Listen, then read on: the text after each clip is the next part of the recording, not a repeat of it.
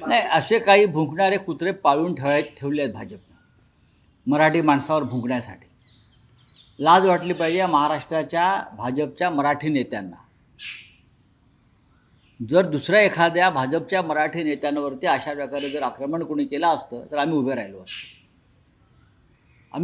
असतो.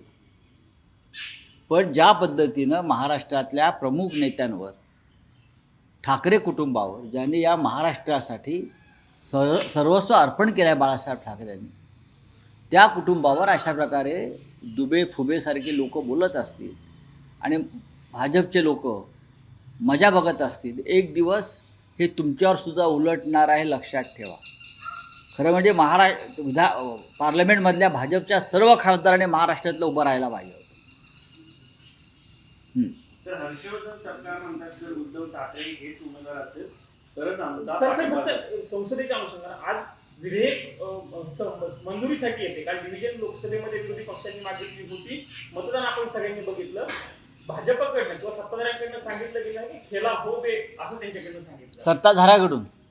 खाजगीत बोलताना सांगितलं. नाही, खाजगीत काही बोलू द्या, हे बिल मंजूर होत नाही, हे बिल पडणार आहे. 2/3 बहुमत म्हणजे 362 खासदारांचं बळ भारतीय जनता पक्ष किती तोडफोड केली तरी निर्माण करू शकत नाही.